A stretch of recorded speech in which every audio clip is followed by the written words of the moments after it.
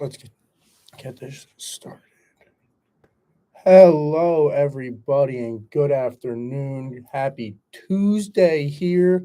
You're listening to The Log Show. I'm Logan Lightcap here on WSJU Radio. And boy, do we got a show for you today. After championship weekend, we had two games in the NFL that one maybe wasn't so great. The other one I felt like was a very, very, very good game, even though there were some, controversial calls with the refereeing. We'll get into those, and I couldn't have been more wrong with my predictions for championship weekend. So I will definitely reference that and everything along those lines. We will talk about my Super Bowl preview a little bit. I don't want to get too deep into it because I do want to leave myself some football to talk about next week with no game but the Pro Bowl this week. I'll talk about the Pro Bowl a little bit too.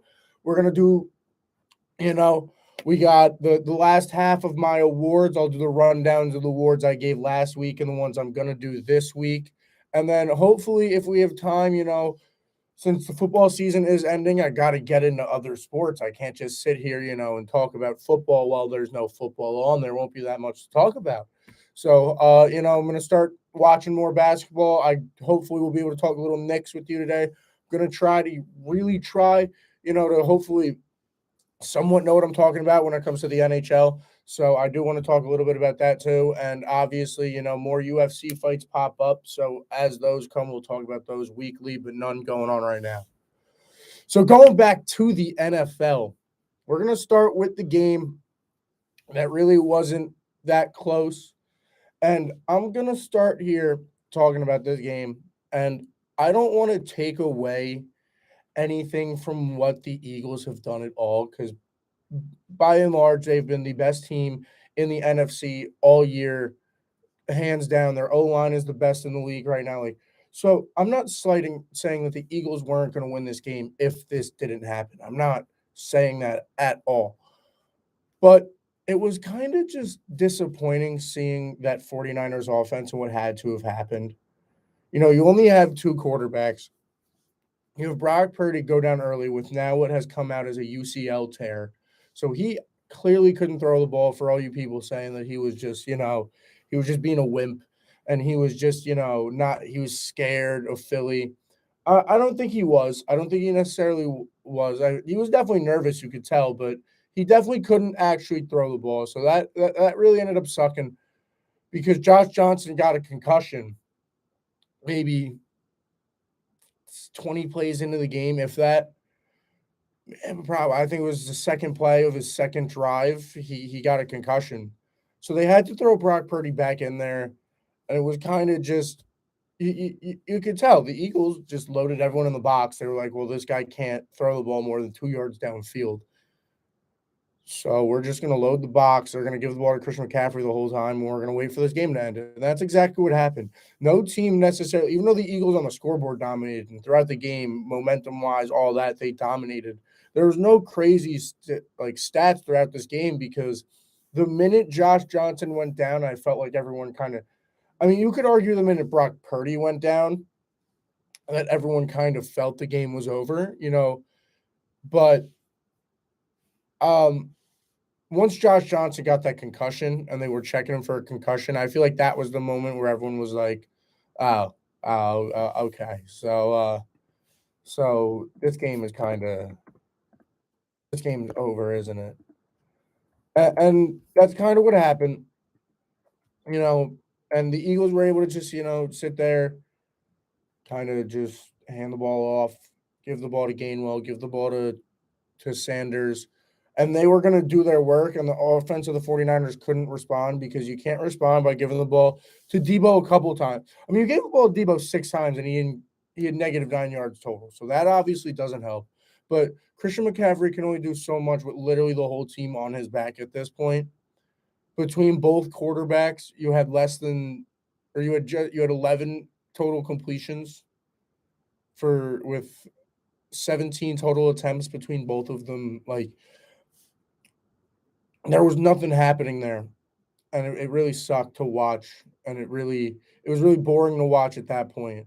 But shout out to the Eagles. They do win the NFC. It is well deserved nonetheless, even though that's the way they won, and it really sucks. They have had this really easy path to the Super Bowl. A lot of people have argued you get an easy path to the Super Bowl when you're the 1 seed and you've been 15-1 and you've been dominant all year. That's how it happens. So here they are, the Eagles.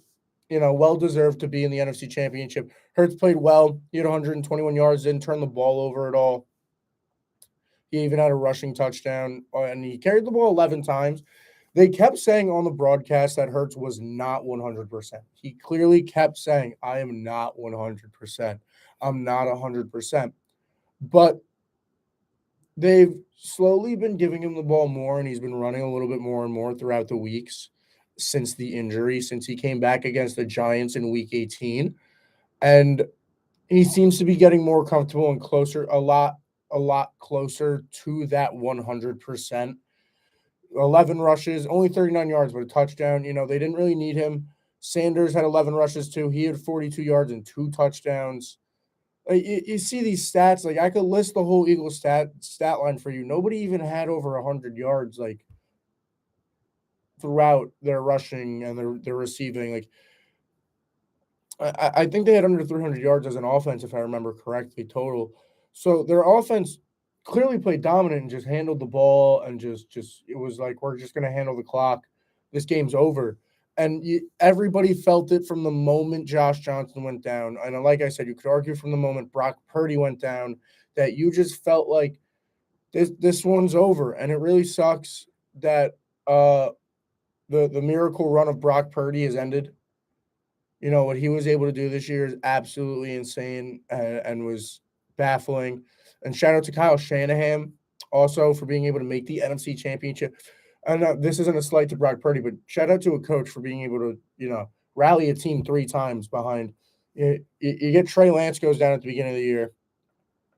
So now Jimmy comes in. At the point where Jimmy Garoppolo came in, he hadn't even practiced with the team yet. He wasn't a 49er technically. All this, there was that, right?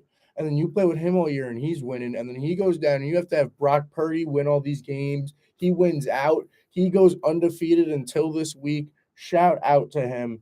What a run out of him. And this 49ers team, who,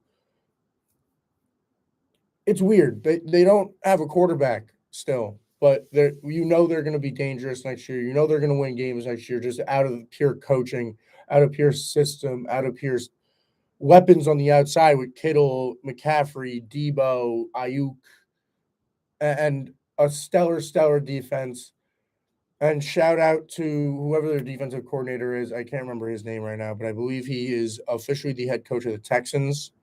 So shout out to him for getting that head coaching job. But yeah, the Eagles absolutely dominate. They go into the Super Bowl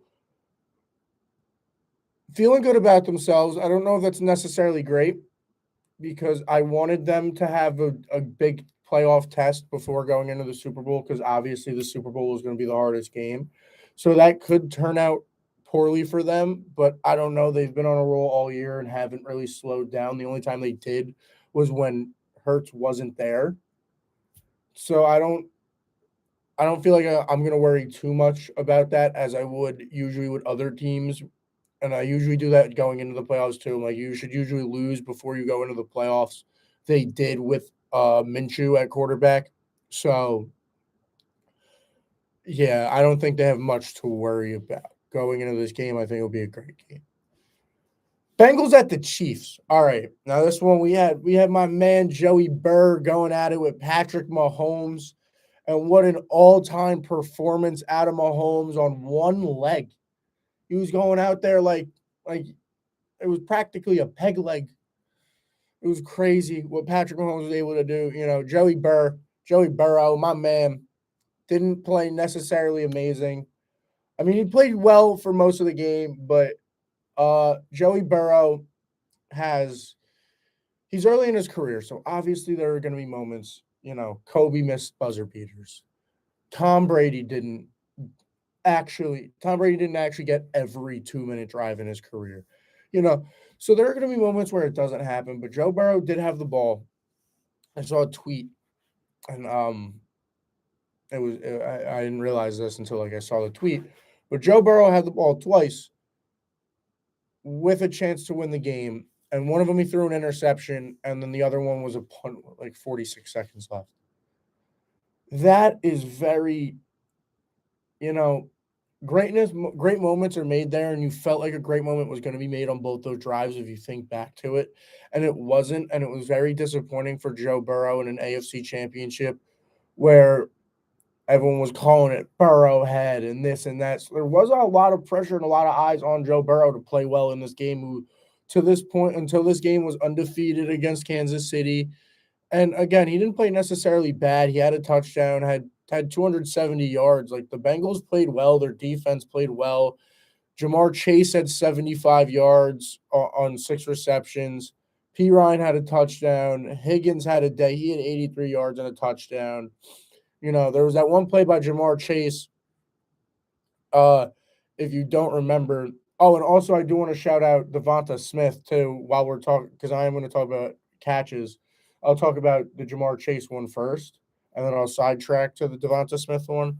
But Jamar Chase, what a catch towards the end of that game I believe it was to set up the touchdown to tie the game, if I remember correctly, where Joe Burrow kind of just chucked it up. 2 men down there. Jamar Chase goes up, snags that ball. What a play out of him. And then also Devonta Smith early in that game, an important 4th and 2 while Brock Purdy isn't really injured yet. Technically makes an amazing grab. When you go back, you see the replay, you see that he didn't make the grab, but great awareness out of him and that Eagles offense to get to the line, get that snap off, and not really have the refs be able to review that play. But back to the Bengals-Chiefs game. Bengals offense it wasn't like they had a stalemate, like it was a stale offense. This was a battle of a game between two heavy hitters, but the Chiefs just played better. What Mahomes was able to do with a high ankle sprain was ridiculous. I've been saying all week to people, because they're like, can Mahomes do it in the Super Bowl? And that is a big question. Can he do it in the Super Bowl with his high ankle sprain? But it seems like Mahomes on a high ankle sprain is arguably better than half the quarterbacks in the league. Like, it's crazy what he was able to do that last week. And I know what I just said is like, it is definitely a little bit of like a stretch with what I'm saying there. Like, oh, like really? Like, better than half the quarterbacks in the league? But no, what Mahomes was able to do, easily the MVP of this game. There was that penalty at the end that was questionable, but he was clearly out of bounds. There were a couple questionable calls definitely throughout this game. But let me start here. To say that the NFL is rigged, the NFL is scripted, think of it this way. This is how I break it down for people.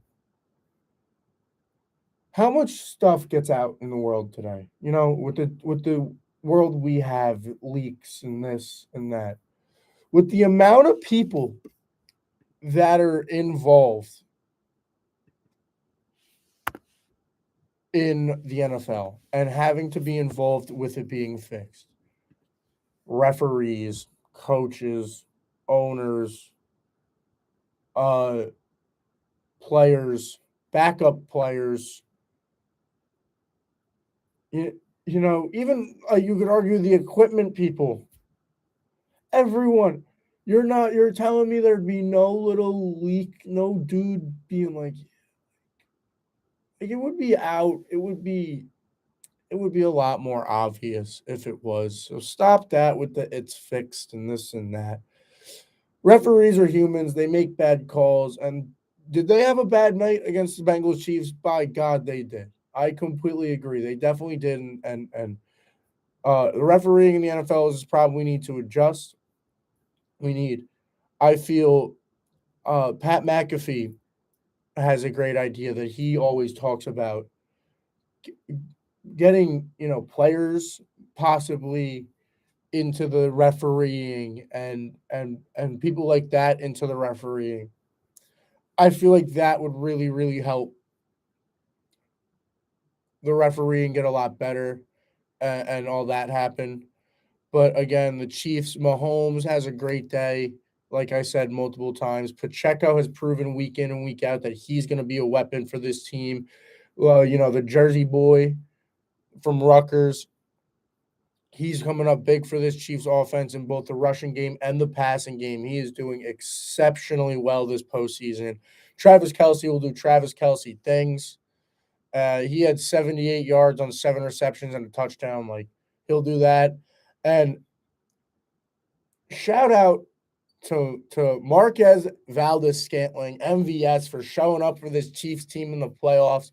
Something he never really did for the Packers in the playoffs. Never really showed up like he did today or like he did last week for the Chiefs. He had 6 receptions on 8 targets, 116 yards on a touchdown. What a day out of him. I felt like I just kept hearing his name called on big plays. They were like, oh, MVS here, MVS there, MVS this, MVS that. So shout out to him for having a day. And the Chiefs get a big win. They win 23-20 against the Bengals. Travis Kelce gets to call the Chiefs mayor a jabroni for talking all that smack. Said, "Watch your mouth, jabroni." You know, he also said, he said, "Burrowhead, my bleep." He knew what was up. I said it. I was thinking it after I picked the Bengals. I was thinking it. I was like, damn, they're talking a lot of smack. They're getting the Chiefs team really mad. Once I saw that Frank Clark interview when he called it Burrowhead in the interview, I was like, ooh, they're getting them really mad. I was like, the Chiefs team is not a team that you want to get angry at all. But they did, and they learned. F around and find out, and they effed around and found out. It happened. It happened. But here we are, Super Bowl 57. Damn, 57. That's crazy. I feel like Super Bowl 50 with Von Miller, Cam Newton. Remember that? I feel like that was yesterday. Oh my God. I remember that game. That game was insane. I hated that Panthers team as a Saints fan. Watching them go 15-1. Super Cam. Oh, those are the days, man. But nonetheless, Super Bowl 57 that I am dubbing the Kelsey Bowl. And by the way, as someone who, started a podcast this year, this little radio show podcast this year, shout out to the Kelsey brothers. What a year for the New Heights podcast. You know, both of them making the Super Bowl in the first year of a show, being two NFL players. What publicity for their show being in the Super Bowl now and being able to run it so far into the season because they're on a Super Bowl edition because they're in it and they're playing each other. Like, it couldn't have been better for them this year. So what a result for them. We get an Eagles Chiefs Super Bowl, and I feel like this will be a great game. I'm not going to tell you my prediction just yet. That will be saved for next week for our Super Bowl special week, where hopefully I'm going to try to get a couple guests on to talk about that Super Bowl all day. But we'll get there. Eagles Chiefs. It will be an absolute game. You got Hurts. You got Mahomes, an injured Mahomes though. You got Pacheco, Sanders. You got weapons on both these teams. Both these teams have great defenses. This Eagles O line is a unit, one of the best units I've seen in a very very long time. This game will be a very, very good Super Bowl. It will be one of the best ones we've seen. And honestly, in my opinion, one of the hardest ones to predict in recent years. I don't know who's going to win this game. I don't. I don't. And maybe that's why I'm not predicting until next week. Maybe not. But I genuinely, I have to really think about this one because the Eagles have been on absolute tear this year, and to pick against them seems very difficult. But the Chiefs are such an experienced team. They seem to be setting up and preparing themselves for a dynasty. And excuse me, but setting themselves up for something that we maybe the next, 5 to 10 years, this is the Chiefs' years. It could be that. We could be looking at this as this was Mahomes' second of five. You never know. But on the other side, there's a chance the Eagles only won what? What is it? 2023? 4 or 5 years ago? With Nick Foles and them? And this team is built deep and young. We could be looking at the same thing on the other side. You could be looking at Hurts and that Eagles team possibly going on a run and being dominant in the NFC for the next couple years. So it's a big game for both franchises in the future, honestly, because the Eagles win this game, they could go into next season with a lot of confidence. The Chiefs win this game, they go into next season thinking, yeah, we're still the Chiefs. What's up with it? Yeah, we had a little fluke. What's up with it? We the Chiefs. You don't know. We got the Pro Bowl going on at the end of this week, or the Pro Bowl games, as they are called this year, actually. And I'm very interested in the Pro Bowl games this year. I want to see how it goes.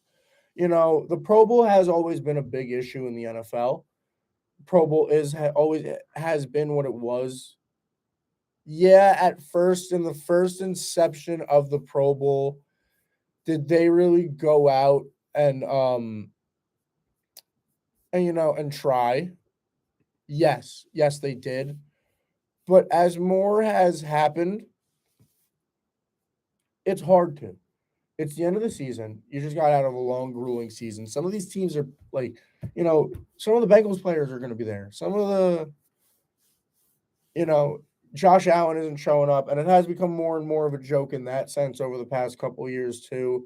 And I'm just hoping that this year, you haven't seen as many players bow out. I think Josh Allen has been the only like big player that I've really heard of, really like bow out of going to the Pro Bowl, and that's because you don't got to play in a game now.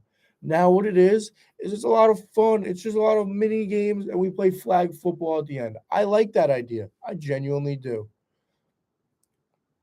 We got a skills show that'll be on ES. It's all going to be aired on ESPN on Sunday. I believe it is all on Sunday. But there's a skills show. The skills challenge is on Thursday, and then the Pro Bowl games, the rest of it is on Sunday. So the way it's going to work, the Pro Bowl is going to work, is there's going to be a pregame, which is an NFL flag game, which is the youth national championships, which nobody's going to tune into. I don't even know if that part of it will be live. But right after that, you have the Pro Bowl skills challenges, which is going to be a game of dodgeball, which they've done over the past couple years, which has been pretty entertaining. You know, that'll be really fun. There's this game called Lightning Round, and that is 16 players will compete in a three-part elimination challenge that will leave one left at the end to earn 3 points for. So it's catching.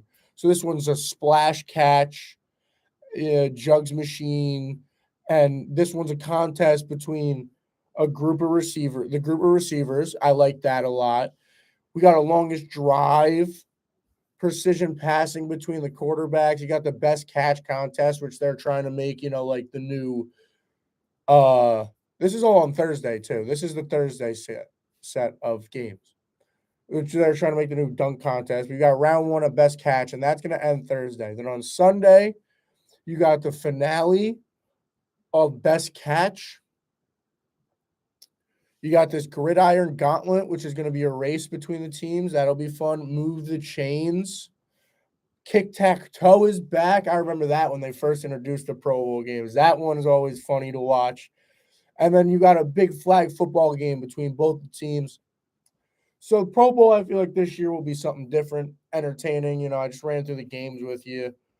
And it is definitely more like chill, laid back, but I like that. It's hard to force these players to try their hardest in a football game, full pads and all that. I feel like they're more likely to try in a flag football game, no contact. So just run full speed. It'll be entertaining. I think it'll be better than the product that has been put out over the past 5 to 10 years with the Pro Bowl. I think it'll draw a lot more eyes and just be a lot more fun to have fun, maybe drink with your friends, do whatever, just relax on Sunday, not have football, but have something funny on in a way, but that's still football because it's still football Sunday. All right. Now back to what was this segment of the week last week, and now the segment of the week this week, the continuation of the prestigious, honorary, top of the line Log Show Awards. In last week's show, we saw many awards presented. We saw Comeback Player of the Year presented. That was presented to Saquon Barkley of the New York Giants for his year. You know, he's third in rushing overall. Absolute tear of a year. The Giants' offense this year was Saquon Barkley. If he didn't have 65 yards, it seemed to be that they didn't win. Congratulations. We had Surprise Team of the Year presented last week. That one went to the Jacksonville Jaguars. Won 9 straight to end the year against a bunch of good opponents. Went on an absolute tear. Won a playoff game with a comeback against the Los Angeles Chargers. What a year out of Trevor Lawrence and the Jacksonville Jaguars. Disappointment of the year went to the New York Jets. Sorry, Jets fans, I'm sorry. But it had to happen. You guys were on a tear at the beginning of the year. It seemed like you guys were making the playoffs, maybe even competing with the Bills for your division. But no. Zach Wilson lost the locker room, and it all fell apart from there. That's why the Jets were my disappointment of the year. I presented Offensive Rookie of the Year. Chris Olave won that one. Chris Olave of the New Orleans Saints was second to the all-in rookies. He's not even a finalist. Disrespect. The disrespect. But nonetheless, second in receivers for receiving yards. Tied for second in touchdowns for receivers with many less targets and receptions than Garrett Wilson. But nonetheless, he was my Offensive Rookie of the Year. And then Defensive Rookie of the Year was the New York Jets' Sauce Gardner because he was absolute locks this year, folks. Locked down. He played like an absolute dog. Absolute dog. That makes me want to give away a Certified Dog of the Week award for last week. If I did give it out, I never thought of it. I didn't think of it, but if I did give out the Certified Dog of the Award a week last week, it probably would have went to Mahomes. One leg, impressive. Even made a run at the end of the game on one leg to win the game. So if I were to give a Certified Dog of the Week, it was Mahomes because Mahomes is absolute dog. But nonetheless. Now to the big awards that I'm presenting this week. Those awards include Offensive Player of the Year, Defensive Player of the Year, Coach of the Year, Disappointment of the Year, player-wise, Disappointing Player of the Year, and the Most Valuable Player, my MVP of the 2023 NFL season. Now remember, folks, this is all my opinion. Some of these that I gave awards aren't even finalists for the awards that I gave them awards for. This was my opinion, how I felt about how they played this year, how I felt what I saw and their impact to their teams this season. If you don't like my opinion, I don't know, cry about it. Text me maybe, and I'll be like, okay, thanks for letting me know that you didn't like my opinion. But you're listening to my show, so you're going to hear my opinion. So we are going to start with, I think we're going to start with Coach of the Year. And my pick for Coach of the Year this season is, drum roll, please.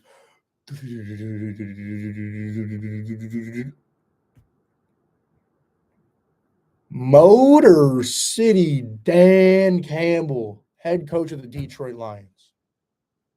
Whoa, right? Dan Campbell. Who would say that? Well, first of all, I'm a huge Dan Campbell fan, but what he was able to do with a Lions team with last year was very, very bad. And they didn't add much this offseason. But they had a great locker room. If anybody watched Hard Knocks all offseason, you fell in love with Jamal Williams and this coaching staff there in Detroit. That's a player-full coaching staff. And what they were able to do this season with this Detroit team, started 1-6. And you think if a team started 1-6, how do I give their coach of the year? Because they go 8-2 in their last 10 games, beat Green Bay twice, beat Jacksonville, was one of the only teams that Jacksonville didn't beat at the end of the year. Beat the Giants and beat Minnesota. They were 4th in offensive yards per game, 5th in offensive points, and a win away. They won. They did what they needed to do to make the playoffs. If the Seahawks lost that week, if good old Geno Smith, Hall of Fame Geno Smith, as my friend would say, if he didn't win, the Detroit Lions would have been in the playoffs, man. Nobody would have thought that. An incredible year for the, they used to call them the good old, the same old Lions. Every time they're the same old gosh darn Lions. Same old Lions, man. Same old Lions. But this year, the fans, they started going brand new. The brand new Lions, because we're winning. And Dan Campbell has put something in that locker room where they keep winning, and they have a future. I think they have a future in the NFC North, especially with what's going on with Aaron right now. Is Aaron getting traded? Will Aaron be a New York Jet next year? Is Aaron retiring? The Packers could not be a threat in the NFC North next year for all we know. It could be the time that the Lions finally maybe squeeze into the playoffs for the first time in how many years? But Dan Campbell is giving them hope, and that's something Lions fans have not had in a while. And that is why Motor City Dan Campbell is my coach of the year. All right, now I'm going to do defensive player of the year before I do offensive player of the year because I feel like defensive player of the year is more obvious. So, my log show defensive player of the year is, drum roll please,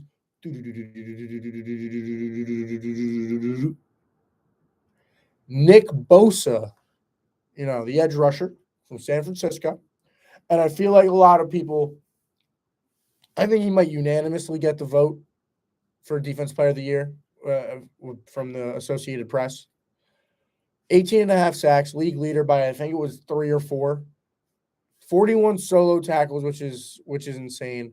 He was an absolute monster for San Francisco, who's been the best defense all year. He's the best player on the best defense. You can maybe argue Micah Parsons gets the award, but that Cowboys defense was nowhere near as dominant as that 49ers defense. Nobody was near as dominant as Joey Bosa off the edge this year. I feel like every play he was making an impact in the backfield. There was something, or Nick Bosa. I feel like every play he was making an impact back there. My God, did Nick Bosa play well this year? He was easily the best edge rusher in the league. And he was, like I said, the best player on the best defense. Him and Fred Warner led an absolute stud of a defense, and that's why Nick Bosa is my defensive player. All right, now on to offensive player of the year. And now this offensive player of the year, this one might take a lot of explaining, but I talked a little bit about him and his brother earlier. And I know that a lot of people would not agree with me. He's not even a finalist for Offensive Player of the Year, not even close. But I think the impact that he has to his offense is greater than every other player who is up for Offensive Player of the Year, besides maybe Jalen Hurts. But, or if Pat Mahomes is up besides him too, because this man is a little less important than him, or more important than him. But what I have been able to see out of Travis Kelce and the Kansas City Chiefs, he's the best tight end I think I've seen. I think I could argue he might be better than Gronk in the sense that, I don't know if I could say he's better than Gronk because him and Gronk run the same style of this. Find the gap in the middle. I remember there was that big deal when Gronk was on the Bucs, the year the Bucs won the Super Bowl. And they were like, "Yo, what does Brady tell you in the huddle? Like, what routes?" And he goes, "He just tells me to run." And then I also saw something with Travis Kelsey and Pat Mahomes this year, where Travis Kelsey was like, "Yeah, I really like this Andy Reid offense because I have a lot of option routes. Andy tells me if I see a space, sit in it and call the hot route." So that's what he does. Travis Kelsey as a tight end was third in receiving yards, was second in touchdowns. He has the most playoff yards for a tight end ever. He's the most dominant tight end in football since Gronk. And if you think about it, everybody was scared, right? When Tyreek Hill left about this Chiefs offense. That's not the weapon that runs this Chiefs offense. It's all Kelsey. If Kelsey leaves, Mahomes is lost. I'm telling you. Travis Kelsey is at the absolute heart and soul of this Chiefs offense. He is consistently dominant. Every game you see Kelsey at least 4 receptions for 70 yards. Every single game. 12 yards per reception is insane. For a tight end, too. Like I said, he was third in the league in receiving yards. He had 1,300 receiving yards. Yeah, 1,300 receiving yards this year. 12 touchdowns. Like, what an absolute season out of him. In my opinion, has been the best player in the playoffs so far throughout. And just absolutely insane. The amount of records that he is going to hold in his career for tight ends. And he's even creeping on all-time receiving playoff records, point blank, period. He's creeping on touchdowns and reception. Travis Kelsey is an absolute dog, and I think he deserves some recognition sometimes, and I think he deserves an Offensive Player of the Year at some point in his career, and that's why I'm going to give him the credit now. Travis Kelsey is my Offensive Player of the Year. All right, now for what is my I was going through. I'm a Saints fan. Michael Thomas came back this year. He was on that list. You know, Aaron Rodgers didn't play great. But the Jets were disappointing. The Colts, Matt Ryan, Jonathan Taylor. My God. But who was the most disappointing of all? When you sit there and you look at this NFL season, who was the most disappointing player? And you could argue, they were even arguably the most disappointing team. And that goes to my man, Mr. Unlimited. Danger Witch Russell Wilson, the man himself, Mr. Let's Ride. As he calls himself, Mr. Unlimited. Absolutely terrible season out of him. 16 touchdown passes, least in his career.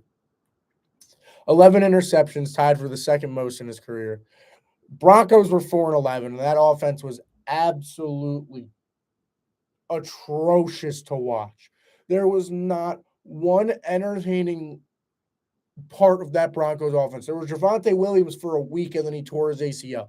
There was nothing about this Broncos offense that made you want to watch. Now, was that Russ's fault? Was that Hackett's fault? Was that the fact that Russ has this Disney Channel acting going on to him and his teammates hate him? I don't know. I don't know what it was. But I do know that I was disappointed. Going into this year, I thought this Broncos team was dangerous. I thought they were dangerous. I thought Team 3 was about to go into Denver and be like, we got you, bro. That's all you've been missing. You got Jerry Jeudy, Cortland Sutton, KJ Hamler. We just brought in this rookie, Javonte Williams. Trust me, he's a dog. We got a defense that's full of dogs. Patrick Surtain's the best cornerback in the league. You got Justin Simmons back there, one of the best safeties in the league. You started the year with Bradley Chubb. I mean, you ended up trading him, but you had Bradley Chubb. That's what happened. You went. That was your team this year. I remember there was a counter on TikTok that went viral. There was an account that went viral on the internet because there was a count. What has more, Russ touchdowns or Russ has bathrooms in his mansion? And it took until like week 12 for Russ to pass the number of bathrooms in his mansion because I think it's 12 or like 11. Terrible season. It was really disappointing. I thought they were going to be nasty. I thought they were going to be a weapon. I feel like a lot of people really did. I feel like a lot of people thought, Russ and this Denver Broncos team, could they do what has been done the past 2 years where, you had Matt Stafford come in to LA and go win a Super Bowl. You had Tom Brady come into Tampa and immediately go win a Super Bowl. Could he be the third one to do it? And he wasn't even close, let me tell you. That Thursday night game, Indianapolis versus Denver, where they lost, by the way, that was one of the worst football games I've ever laid my two eyes. If you guys remember me talking about that, that was one of the worst games I have ever watched in my entire life. My entire life. But nonetheless, there we are. Finally, here we are. My most prestigious award, the Log Show MVP of the 2023 NFL season. Now, we've had a lot to think about. We have. There's many players who could be on this list. There are many players who played very well. Justin Jefferson, who will probably be the real-life offensive player of the year.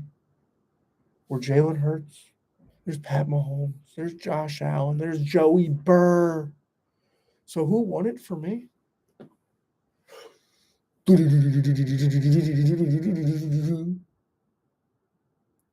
2023 Log Show MVP is Patrick Mahomes.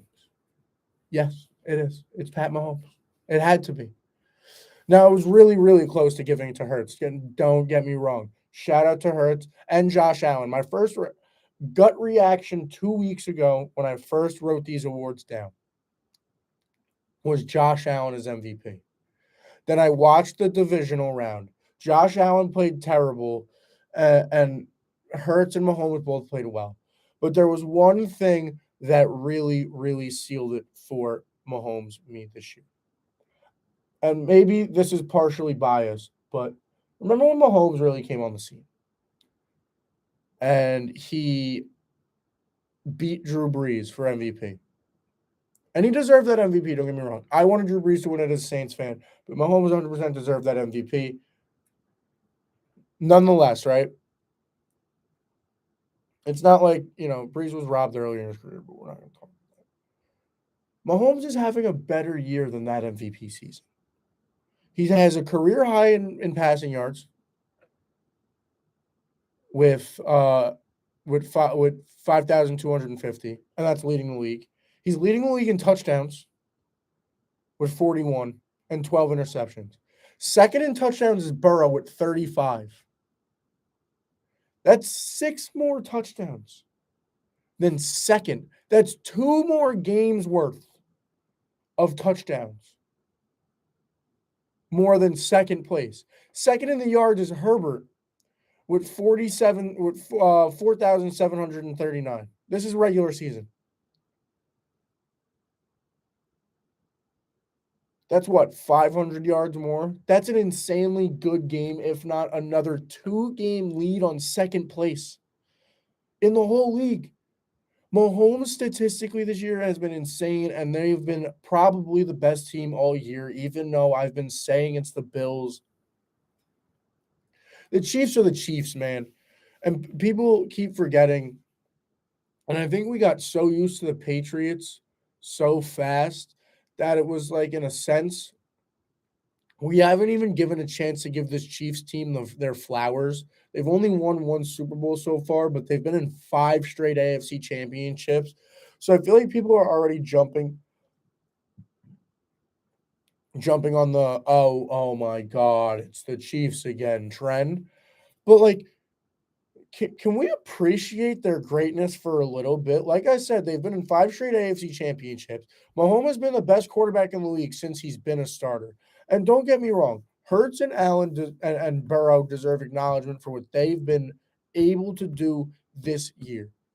Hurts led his team. Hurts has lost one game all year. Like, he's been an absolute machine this year. But Mahomes has been the best player on the best team in the league. Yes, he has a Kelsey, and you could argue Hurts doesn't have that, who I gave Offensive Player of the Year. But Mahomes proved that he deserves MVP. And I know you're not supposed to include playoffs, but he 100% proved it last week. He beat a rolling Bengals team with one leg, man, and made the most important run of the game on that leg.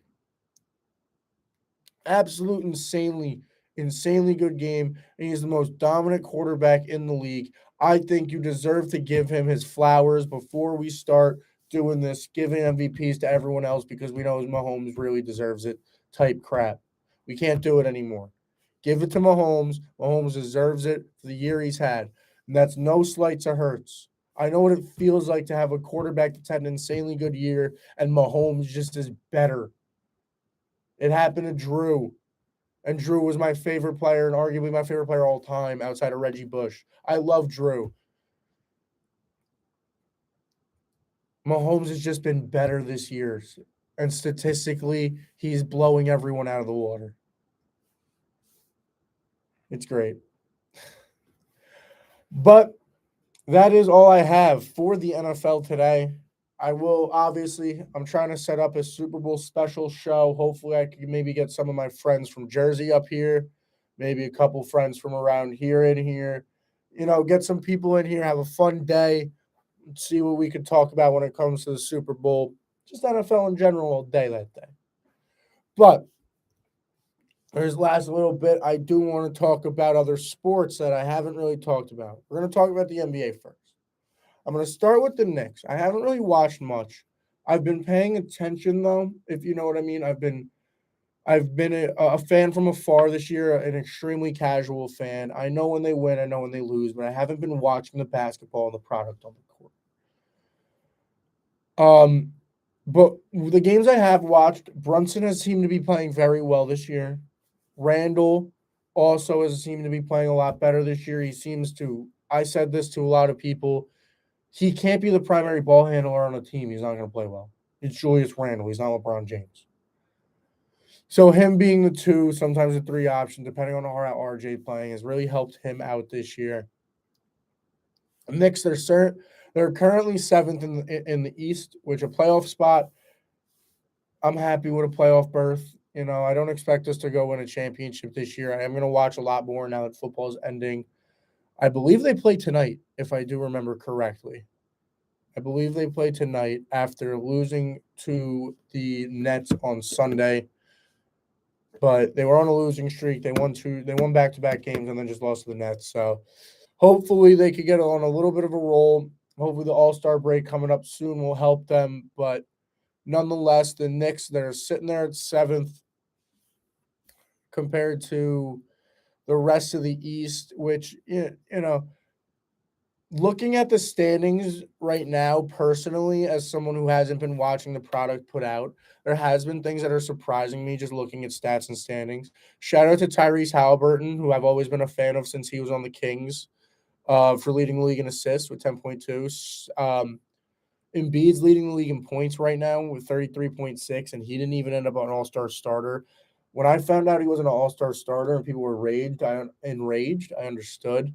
But then I found out last night that he was leading the league in points, and I was like, oh, now I get why. And you could definitely argue it. And back to the standings.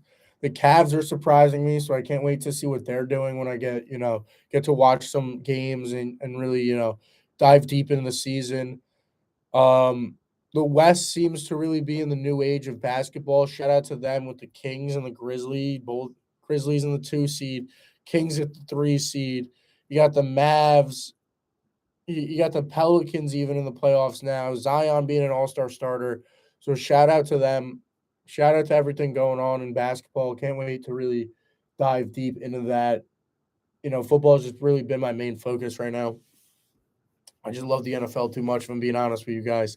But speaking of the All-Star game, which I mentioned before, they announced the starters. For the East, we got Giannis in his 7th All-Star game. We got Kyrie in his 8th All-Star game. KD makes his 13th All-Star game.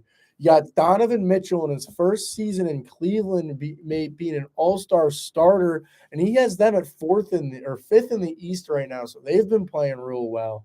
And Jason Tatum, who best player on the best team in the East. Obviously, he's got to be an all-star starter. Is not the captain because Giannis is the best player in the league, as many people know. But got it. Shout out Jason Tatum, and what he's able to do on the court is insane. And in the West, you got LeBron being the captain, him making his 19th All-Star game. My God, just unreal out of LeBron. Steph in his 9th All-Star game. You got Luka. You got Nikola Jokic and Zion making it. And I feel like you could definitely argue with the amount of games certain people have missed. Maybe you don't give certain people the nod and do give Joel Embiid that starting nod in the East. You could maybe give it to him over Dono or, maybe over Jason Tatum. But Jason Tatum does have the best team in the league. I don't know. I haven't watched enough basketball to really, really know, but I am starting to, listen to more people about basketball. I'm starting to get more in the basketball mindset, listen to more of the people who I enjoy listening, Shaq's opinions. I love that whole TNT crew, so I really value their opinion. Kenny Beecham, King of the Fourth Quarter on YouTube, he does a great job. I really value his opinion on basketball. So I'm definitely getting more in that basketball mindset. So I will know better, hopefully, in the future for you guys. Also, just to touch on it before I end the show, NHL, again, I don't know much about what's going on. I just know Islanders ain't doing well, but they just traded for someone who was an all-star last year from the Canucks. His name is Bo Horvat. He has 31 goals and 23 assists. So they're clearly trying to, add more offense to go on a run. The Rangers right now, they're 6th in the East. They're 3rd in the Metro Division. Devils have been playing well. They're 2nd in the Metro Division, 4th in the East. I don't really know what's been going on. School's been busy, if I'm being honest with everyone. But I'm trying to watch more hockey too. So hopefully I can get into that. But, all in all, we got a lot of big stuff coming up. Pro Bowl this weekend, hopefully will be entertaining. You got a lot going on. Hopefully next week, like I've said multiple times, I could get a couple people in here so we could have a show full, NFL Super Bowl special. We'll talk about Super Bowl. Hopefully rumors, we got the Aaron Rodgers trade rumors, the Brady retirement rumors, this, that. Hopefully I could get that in, basketball season for me gets in full swing right after the Super Bowl. And once that happens, we'll be heavy Knicks, heavy basketball. Hopefully, I could get in track with this NHL schedule so I can get heavy into hockey and really learn what's going on there. But until now, we got what we got. Pro Bowl this weekend, Super Bowl this week. So we got a lot on the plate. We got more UFC announcements. Masvidal is fighting in that undercard against Adesanya for the Adesanya rematch at UFC. I think it's UFC 283.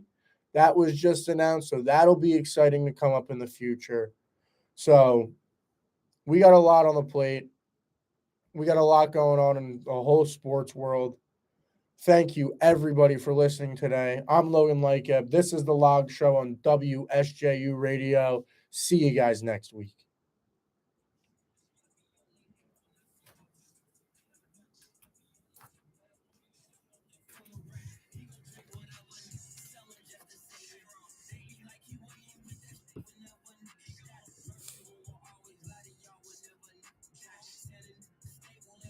Peace.